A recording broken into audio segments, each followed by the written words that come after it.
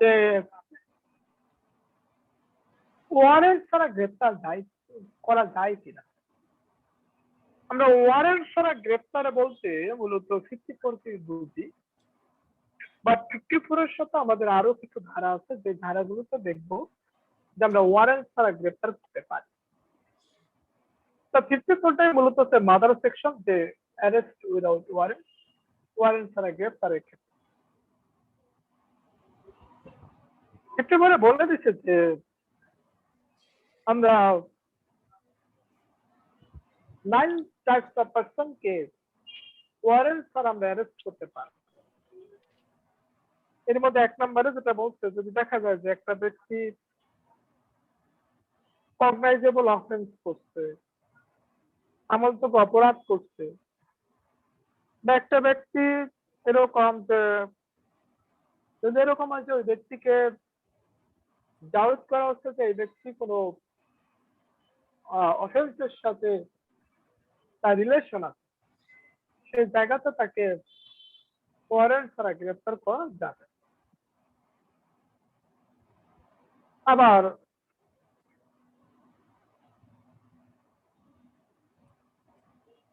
ধরেন এই বিল্ডিং ভাঙ্গার ইকুইপমেন্ট, বা আমাদের গ্রাম অঞ্চলে যে ঘর আছে সেই ঘর ভাঙ্গার ইকুইপমেন্ট, যন্ত্রপাতি, অর্থাৎ ঘর ভাঙ্গার বা কোন একটা ঘরের ধ্বংস করার যন্ত্রপাতি বা সরঞ্জাম যদি কোনো ব্যক্তির নিকট থাকে, থাকলেও কোনো প্রবলেম নাই।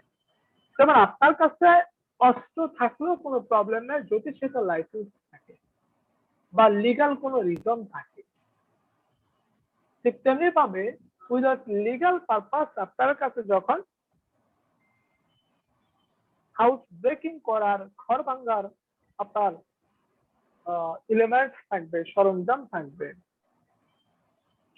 তখন হচ্ছে আপনাকে ওয়ারেন্ট ছাড়া গ্রেপ্তার করা যাবে। আপনাকে ওয়ারেন্ট ছাড়া গ্রেপ্তার করা যাবে। অনেক সময় দেখেন না যে গভর্নমেন্ট কি করে, গভর্নমেন্ট হচ্ছে কোন একটা পার্সনকে বা কোন পার্সনদেরকে প্রক্লেম করে, ঘোষণা করে যে সে হচ্ছে অফেন্ডার, সে হচ্ছে অপরাধ। অর্থাৎ হচ্ছে গভর্নমেন্ট যদি প্রক্লেম করে থাকে, ঘোষণা করে থাকে যে তিনি হচ্ছেন অপরাধী, তাহলে যাকে ঘোষণা করা হয়েছে অপরাধী বলে তাকে ওয়ারেন্ট ছাড়া গ্রেপ্তার করা যাবে। আমাদেরকে মনে আছে যে আমরা স্টোলেন প্রপার্টি বা চোরাই মাল পড়ছিলাম পেনাল কোডের 410 ধারা। স্টোলেন প্রপার্টি বা চোরাই মাল, এটা কোথায় আছে? পেনাল কোডের 10 ধারায় আছে, সরি পেনাল কোডের 410 ধারায় আছে। তো যদি আপনাকে সন্দেহ করা হয় যে আপনার কাছে স্টোলেন প্রপার্টি আছে, আপনার কাছে চোরাই মাল আছে,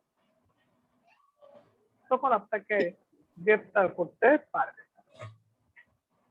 অথবা এই যে আর্মি ট্রেনিং হয় না, যেটাকে আমরা বলি সশস্ত্র বাহিনী, এই আর্মি ট্রেনিং থেকে আপনি পলাইয়া গেছেন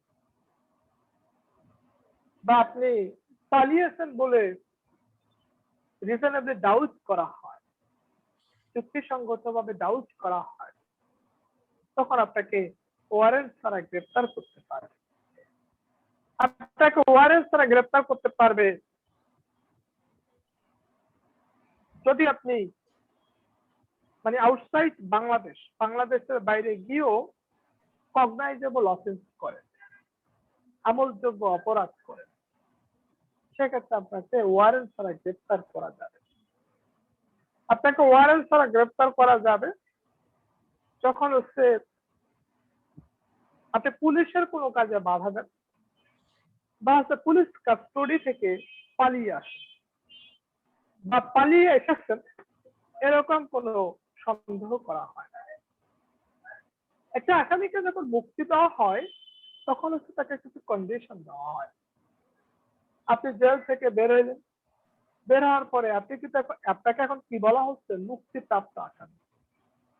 তাহলে এই যে জেল থেকে বের হইলেন, বের হওয়ার পরে আপনাকে যে মুক্তি দিচ্ছে, on some upon some condition, কিছু কন্ডিশন উপর ভিত্তি করে সে কন্ডিশন যখন আপনি ভায়োলেট করবেন, সে কন্ডিশন যখন আপনি ভায়োলেট করবেন তখন কি হবে, আপনাকে ওয়ারেন্ট ছাড়া অ্যারেস্ট করা যাবে। আপনাকে ওয়ারেন্ট ছাড়া অ্যারেস্ট করা, মনে করেন যে আমি এই থানায় আছি, আমি অন্য থানার অফিসারকে বললাম যে আপনি তাকে গ্রেফতার করেন, দ্যার ইজ নো ওয়ারেন্ট, সেখানে কিন্তু কোনো ওয়ারেন্ট নাই, বাট আপনাকে গ্রেফতার করার জন্য ডকুমেন্টস এক আদালত থেকে অন্য আদালতে বলা হবে। আমরা প্রিসেপস নামে কোনো কিছু শুনছি, প্রিসেপস যাই, এবং এই শব্দটা আমরা শুনছি কিনা, এটা আমরা কোথাও শুনছি? দেখুন তো লিখে দিচ্ছি প্রিসেপস, এই লিগাল টার্মটা আমরা শুনছি কিনা, লিগাল ওয়ার্ডটা। সিপিসি তে দাদা, সিপিসি তে এটা আসলে কি? শুনছিলাম।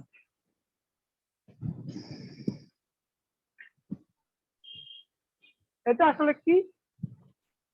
প্রিসেপ্টটা আসলে কি?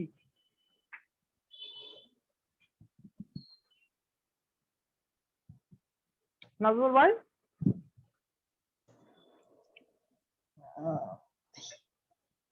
নাই দাদা, প্রিসেপ্টটা আসলে কি? প্রিসেপ্টটা হচ্ছে, প্রিসেপ্টের বাংলা হচ্ছে জ্ঞাপন পত্র, অনুরোধ পত্র।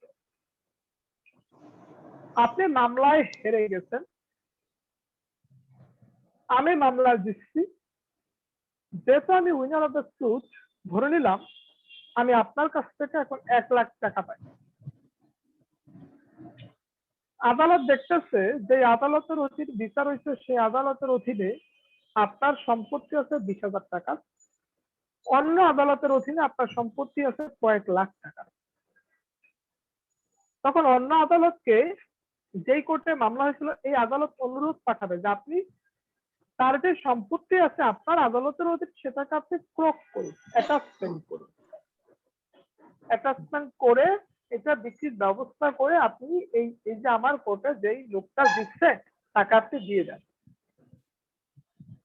তার মানে হচ্ছে এক আদালত কর্তৃক অন্য আদালতের সম্পত্তি, অন্য আদালতের এখতিয়ারে থাকা সম্পত্তির অ্যাটাচমেন্ট করার একটা অনুরোধ পত্র। মানে এখানে আদালত টু আদালত কমিউনিকেশন হবে। কেন কমিউনিকেশন হবে? কারণ ওই যে ডিগ্রিটা হলেই হবে না, এটাকে এক্সিকিউশন করার দরকার আছে, এটাকে কার্যকর করতে হবে। কার্যকর করতে গিয়ে দেখা গেল এই লোকের সম্পত্তি তো এই আদালতের অধীনে নাই বেশি, তখন অন্য আদালতের সম্পত্তি অ্যাটাচমেন্ট করার জন্য অনুরোধ পাঠাবে। ঠিক তেমনি ভাবে যেটা বলতেছিলাম, এই ক্রিমিনাল কোর্টেও বা ক্রিমিনাল প্রসিডিউরেও পুলিশ কি করবে?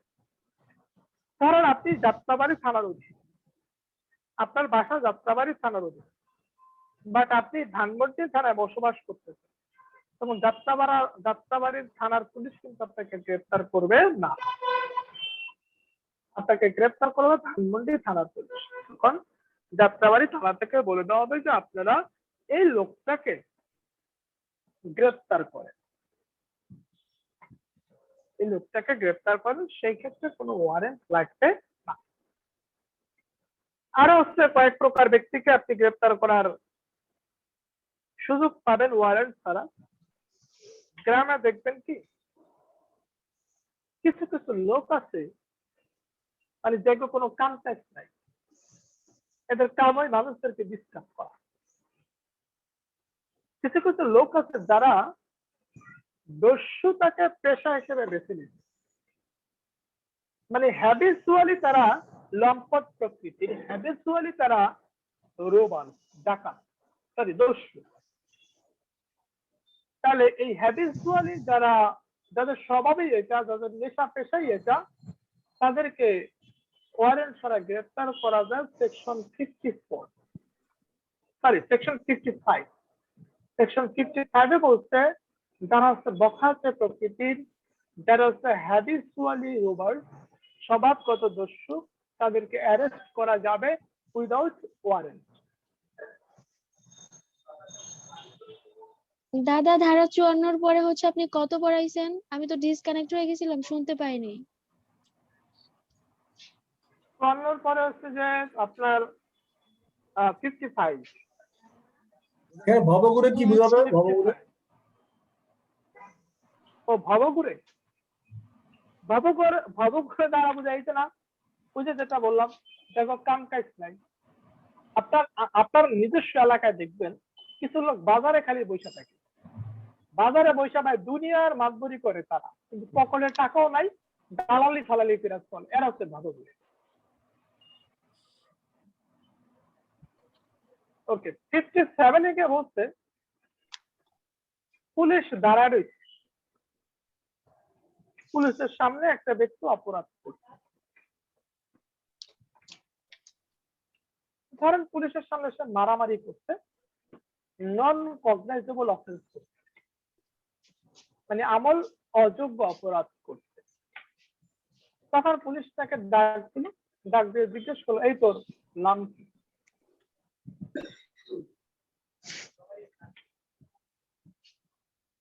তখন সে নাম ঠিকানা বলল, বা সে যেটা বলছে সেটা মিথ্যা বলছে, অথবা সে নাম ঠিকানা বলতেই চাইলো না, সে বলেই নাই। তখন তারা বলতো নাম ঠিকানা বলা লাগবে না, তুই থানায় চল, মানে গ্রেফতার করবে। তার মানে হচ্ছে একটা ব্যক্তি যখন পুলিশের সামনে কোনো আমল অযোগ্য অপরাধ করবে, তখন এই আমল অযোগ্য অপরাধের কারণে তাকে যখন জিজ্ঞাসাবাদ করা হবে, তখনই যে তোমার নাম কি, ঠিকানা কোথায়, সে ধরেন দিল না, বা সে দিল মিথ্যা দিল, সেক্ষেত্রে তাকে ওয়ারেন্ট ছাড়া গ্রেফতার করা যাবে। তারপরে হচ্ছে যে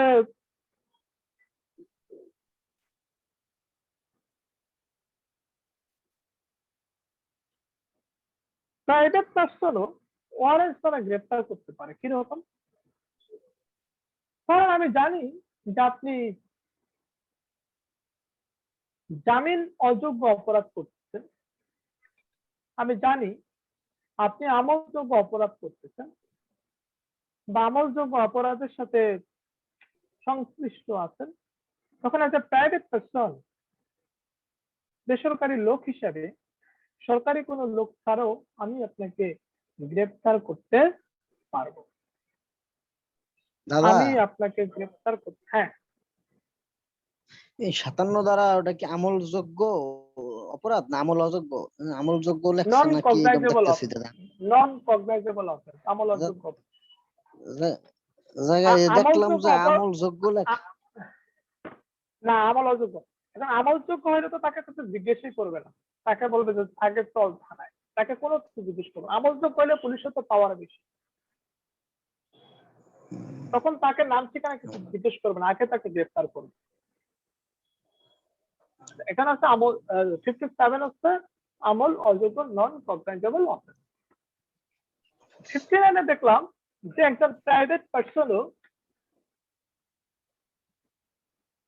আপনার একজন আসামিকে গ্রেফতার করতে পারে। কখন?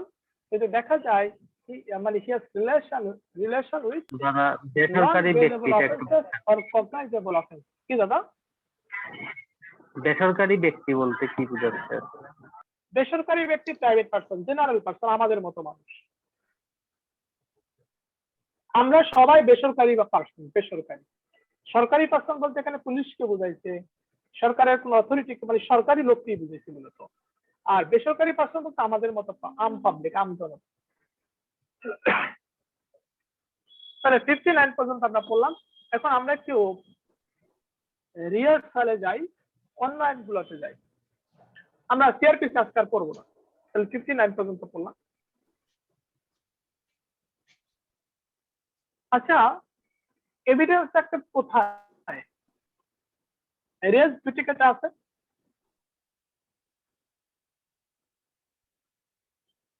এভিডেন্স অ্যাক্টের কোন সেকশনে রেজ জুডিকেটা আছে?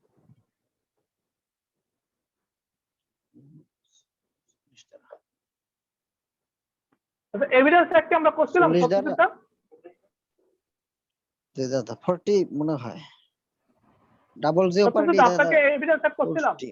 দাদা আমরা করি নাই। না দাদা আমরা আপনারা করেন। আপনারা জানেন কি করছেন?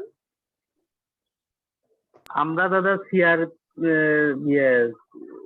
স্পেশাল রিলিফ অ্যাক্ট করলাম, এছাড়া সিপিসি CPC করলাম আর এরপর সিআরপিসি শুরু করলাম।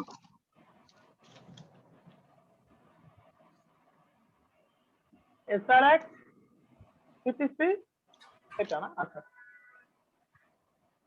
তো এক্সপার্টের ডিগ্রি কখন হয়? ডিগ্রি হয় যদি এক্সপার্টি বিবাদী হাজির না হয়। বিবাদী হাজির না, তো কোথায় বলা আছে? হচ্ছে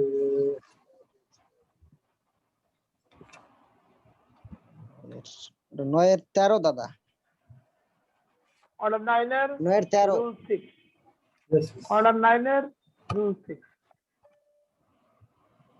ওকে, রিজেকশন অফ প্ল্যান্টের প্রতিকার কি?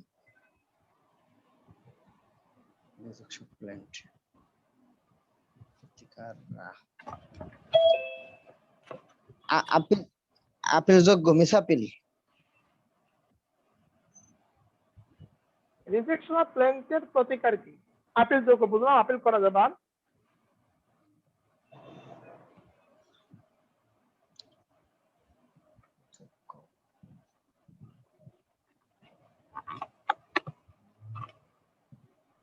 মানে আর্জি প্রত্যাখ্যানের প্রতিকার কি? আপিল করা যাবে বুঝলাম, তারপরে কি করা যাবে? নতুন করে মামলা দায়ের করা যাবে। আচ্ছা, amendment of plaint, amendment of plaint বা আর্জি সংশোধন কোথায় আছে?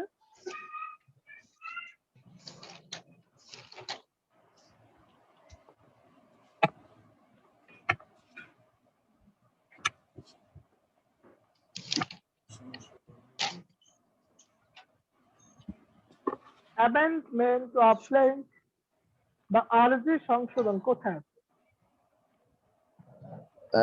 স্যার 6-17 তো দাদা, 6-17। 17 ওখানে তো প্লিডিংস বলা আছে, আর্জি প্লেন কোথায় আছে? আদেশে 7 দাদা। 7 রুল 10 না? 7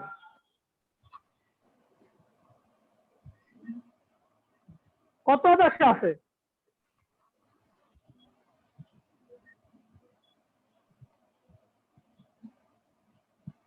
মানে আর্জি সংশোধন কোথায় আছে? আর্জি সংশোধন আদেশ অ্যামেন্ডমেন্ট অফ প্লেন সিপিসি 7 দাদা। 7 এর রুল 10 মনে হয়। 7 কি? 7 কি? রুল 10 না? Order 7 rule 10। Order 7 rule 10। আচ্ছা, অর্ডার 7 রুল 10 এ কি আছে?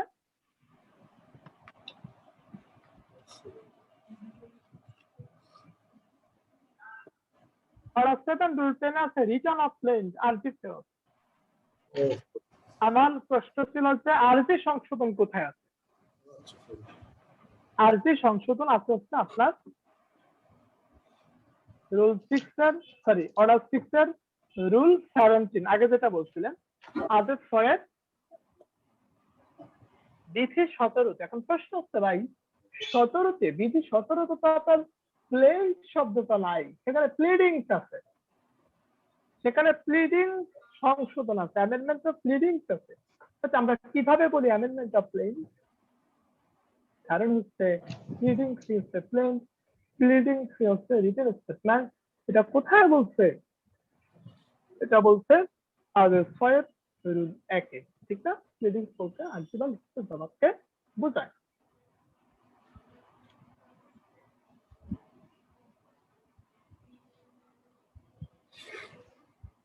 শিক্ষার্থী, আর্জি দাখিলের মাধ্যমে একটা মামলা শুরু করতে হয়, এটা কোথায় বলা আছে?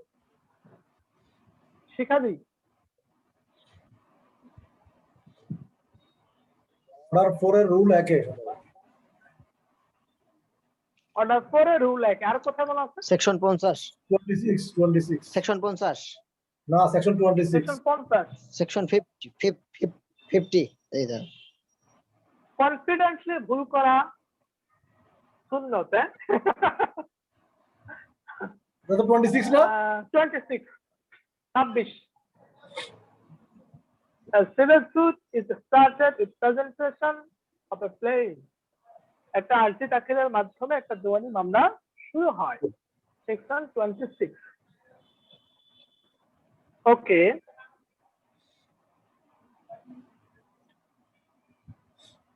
Civil suit of nature, civil nature of suit, sorry, civil nature of suit বা দেওয়ানি প্রকৃতির মামলার ডেফিনেশন একটা সেকশনে আছে। কোন সেকশন? Section 9। Section 9। Good.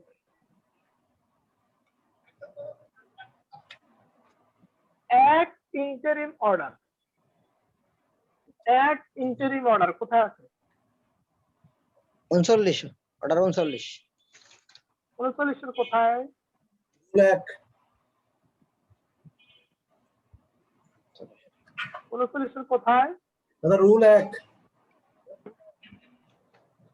Rule 5A। ও রুল 5 এসে 39 হচ্ছে রুল 5A। 5 এ রুল 1 তো হচ্ছে অস্থায়ী নিষেধাজ্ঞা। আচ্ছা, অ্যারেস্ট বিফোর জাজমেন্ট কোথায় আছে? অ্যারেস্ট বিফোর জাজমেন্ট কোথায় আছে? 25, অর্ডার 25। এই অর্ডার 25 আমরা পড়ছি নাকি? 38 দাদা, 38 মনে হয়। 38। লোকাল ইনভেস্টিগেশন কোথায় আছে?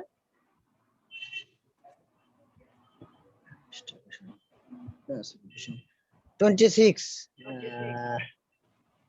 26 এর কোথায় আছে? অর্ডার 26 তো। লোকাল ইনভেস্টিগেশন 26 এর কোথায় আছে? 1, 26 এর 1। 26 এর 1।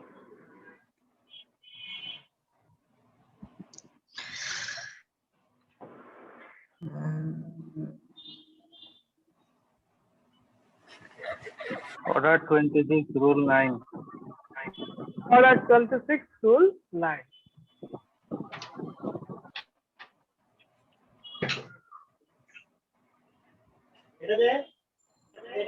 পার্মানেন্ট ইনজাংশন কয়টি ক্ষেত্রে মঞ্জুর হতে পারে?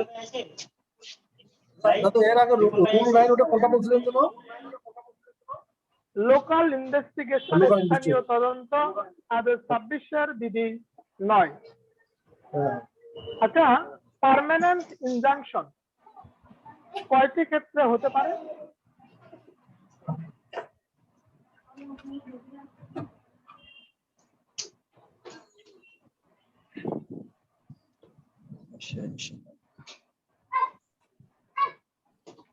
পার্মানেন্ট ইনজাংশন কয়টি ক্ষেত্রে হতে পারে?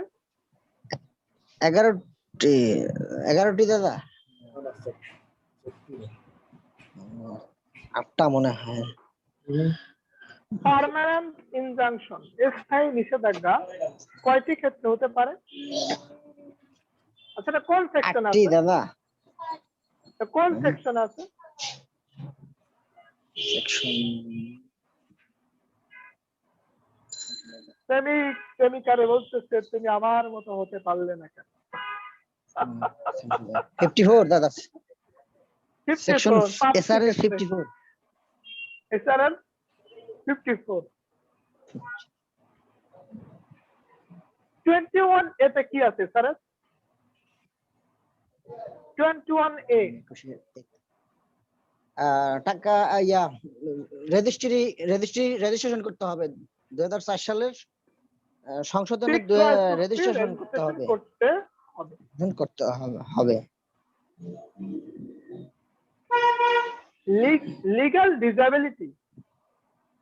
লিগ্যাল ডিসএবিলিটি আইনগত অক্ষমতা কোন ক্ষেত্রে প্রযোজ্য হবে না?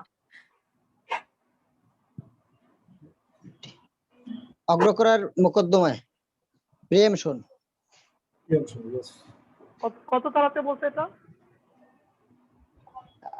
Order 8, order 8। হ্যাঁ না, সেকশন 8 দাদা। সেকশন 8। ইজম্যান রাইট কোথায় আছে? ইজম্যান রাইট 26, সেকশন 26। স্পেশাল ল এর ক্ষেত্রে লিমিটেশন অ্যাক্ট প্রযোজ্য না, কোথায় আছে? 28, 28 রাউন্ড 29 দা 29। 29 স্পেশাল ল এর ক্ষেত্রে লিগ্যাল ডিসেবিলিটি প্রযোজ্য না, এটা কোথায় আছে?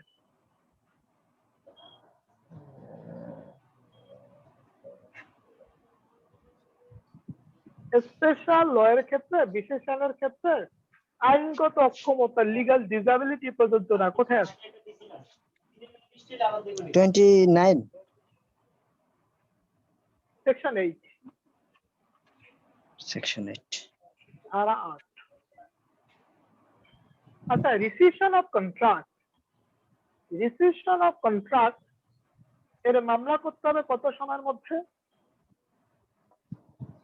3 বছর। দলিল রিসিশন অফ সংক্রান্ত 3 কন্ট্রাক্টের বছর। বাংলা কি?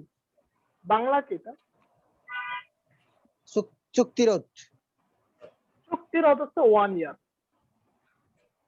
এই যে চুক্তিরোধ 1 ইয়ার, এটা কোথায় বলা আছে? 35 সেকশন 35। চুক্তিরোধে 1 বছর 1 ইয়ারের মধ্যে মামলা দায়ের করতে হবে, এটা কোথায় বলা আছে? এটা সেকশন 35 বুঝলাম, বাট লিমিটেশন অ্যাক্টের কোথায় বলা আছে 1 বছর সময়টা?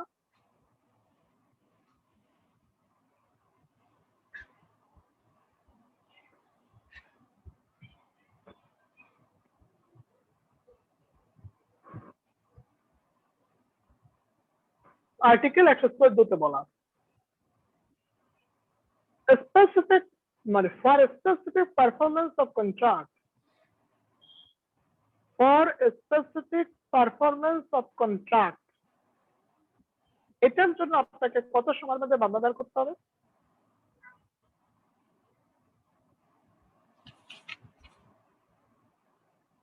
For specific performance of contract, এটার জন্য আপনাকে মামলা দায়ের করতে হবে 1 বছরের মধ্যে, অর্থাৎ চুক্তির সুনির্দিষ্ট কার্য সম্পাদনের জন্য মামলা দায়ের হচ্ছে 1 বছরের মধ্যে। ক্লিয়ার? ওকে, আজকে থাক এই পর্যন্ত। পরবর্তী ক্লাস আমরা সিআরপিসি পড়বো, মানে এই বিষয়টুকু, এই বিষয়গুলো রিভাইভ করে রাখতে হবে, নাহলে এমসিকিউটা পড়াটা খুব বেস্ট হবে না বা ঝুঁকি থেকে যায়। তো থাকেন আজকের দাদা মতো নাকি? চুক্তিরোধ 35 না? চুক্তির অবস্থা 35। রিসিশন অফ কন্ট্রাক্ট, এগুলো কি চুক্তিরোধ না বলে রিসিশন অফ কন্ট্রাক্ট বলবেন, দলিল সংশোধন না বলে রেকটিফিকেশন অফ ইনস্ট্রুমেন্ট বলবেন, কারণ ভাইভা বোর্ডে দলিল সংশোধন শব্দটা কখন উচ্চারণ করবে না, বলবে রেকটিফিকেশন। জি তখন কি বলবেন?